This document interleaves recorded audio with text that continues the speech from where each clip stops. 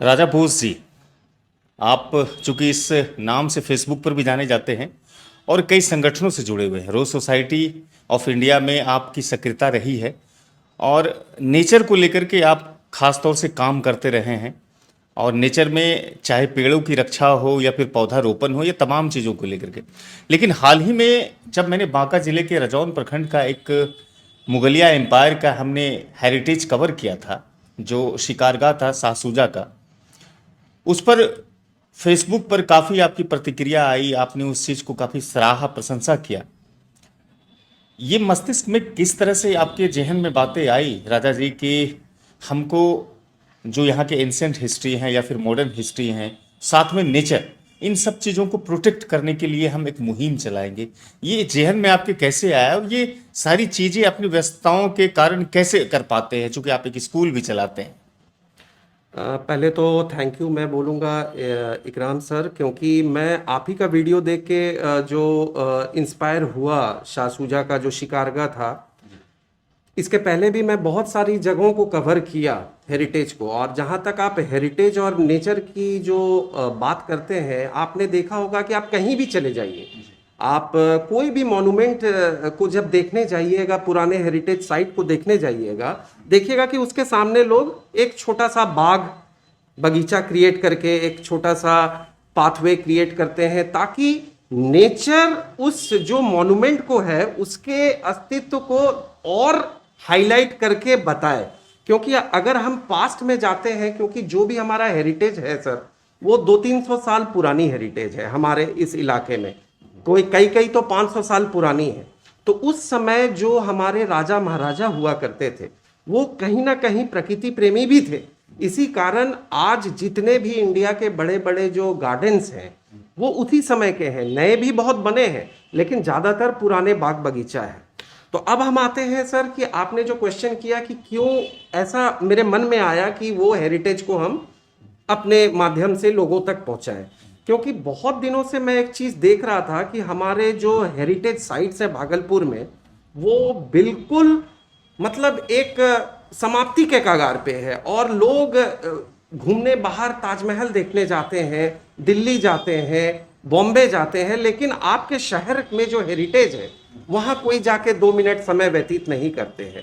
हम लाखों रुपया खर्च करके टूर्स एंड ट्रैवल्स का सहयोग करके हम दूर दराज देशों में जाते हैं घूमने के लिए, लेकिन अगर आप देखिएगा तो हमारे इर्द गिर्द इतना कुछ है जिसको मतलब अगर इस जगह को सर टूरिस्ट प्लेस के रूप में डेवलप किया जाए, स्पॉट्स के रूप में, तो मुझे नहीं लगता कि हम किसी भी क्षेत्र में इंडिया में कोई भी आप जगह बोलिए उससे कम हमारा भागलपुर है। मैं ऐसे आपको 50 नाम यहाँ गिना सकता हूँ जो जिसका हेरिटेज आज का नहीं 200-400 साल पुराना है, लेकिन बिल्कुल नेग्लेक्टेड है, कोई नहीं देख रेख कर रहा है, सरकारी उदासीनता के कारण बिल्कुल जर्जर स्थिति में है, और कई कई तो सर समाप्ति के।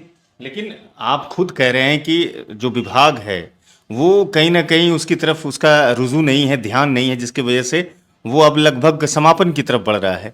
तो आप इस तरह की बातें सोचते हैं, सरकार ने इसके लिए विभाग भी बनाया है, वो क्यों नहीं सोच पाता है? और आपके अकेले इस मेहनत से क्या लगता है कि संरक्षित रह पाएगी इस तरह के जो आप हेरिटेज को कवर करते हैं या फिर नेचर को बचाने की मुहिम चला रहे हैं?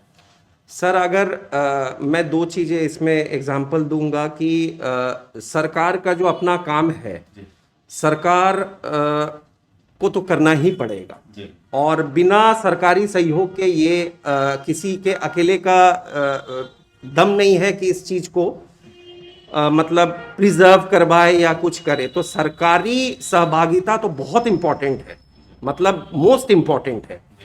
अब रही बात की अकेले के दम पे, तो सर हमारे सामने प्रभुपदा का एग्जाम्पल है, स्वामी प्रभुपदा का, जो 70 साल की उम्र में अकेले के दम पे सर न्यूयॉर्क चले गए 70 रुपया पॉकेट में लेके, और आज इस्कॉन का इतना बड़ा सोसाइटी खड़ा कर दिया पूरे भारतवर्ष में और पूरे विश्व में। हमारे पास सर दशरथ मांझी की तरह भी एग्जाम्पल है जो अकेले के दम पे इतना कुछ कर गए। तो सर मेरा ये प्रयास है कि जो ये धरोहर है, जो ऐतिहासिक धरोहर, चाहे वो ब्रिटिश कालीन हो या मुगल कालीन हो या फिर उससे भी पहले का हो, तो मान लीजिए कि मैं आज आपको एक एग्जाम्पल बताऊं कि गोपाल लोगों का जो शासन था हमारे यहाँ, जी तो पाल वंश का जो शासन था, उन्होंने इतना कुछ दिया हमारे इस क्षेत्र में, विक्रमशिला क्षेत्र में। तो उस चीज को हमें दुख होता है जब आप बौद्ध सर्किट की बात करते हैं तो हमारे विक्रमशिला को छोड़ दिया जाता है। तो कहीं ना कहीं तो सरकारी उदासीनता के कारण ये हो रही है। लेकिन कुछ प्राइवेट इंडिविजुअल्स इस पे इतना ज्यादा काम किए हैं विक्रमशिला पे, तो कम से कम ये धरोहर सर बची हुई है। तो मैं अपने माध्यम से हाईलाइट करके इन धरोहरों को लोगों के सामने, जनता के सामने और सोशल मीडिया के थ्रू, क्योंकि आज सोशल मीडिया एक सशक्त माध्यम है। अभी भी जो मैं आपसे बात कर रहा हूं ये सोशल मीडिया के ही थ्रू लोगों तक जाएगा। तो ये मैं अपनी बातों को पहुंचाना चाहता हूं कि आप सबों को आगे आना होगा, मिलके एक कम्युनिटी के रूप में आगे आके इन धरोहरों को बचाना होगा, क्योंकि आने वाले पीढ़ी को नहीं तो सर सिर्फ किताबी लाइन के अलावा और देखने को कुछ नहीं मिलेगा। राजा जी, ये नहीं लगता है, किताबें तो सबने पढ़ी है, आपने पढ़ी, हमने पढ़ी, हमारे जैसे लाखों करोड़ों और अरबों लोगों ने पढ़ी है, लेकिन भारत का जो एक इतिहास रहा है, आपने बातें की मुगलकालीन इतिहास या बौद्धकालीन इतिहास या जो भी इतिहास है, किताबों तक छोड़ करके ज़मीन पर उसको संरक्षित करने की कोशिश करें, हम केवल और केवल सरकार के भरोसे छोड़ दें, तो कहीं ना कहीं हमको लगता है कि हमारी शिक्षा दीक्षा का बेईमानी हो जाएगा वो। तो हम क्यों नहीं सब मिल करके इसकी तरफ आगे बढ़ाएं। मिसाल के तौर पर भागलपुर में एक इब्राहिम बेग का मकबरा है खंजरपुर में, जो कि कहते हैं इंक्रोचमेंट हो गया है वो पूरी तरह से।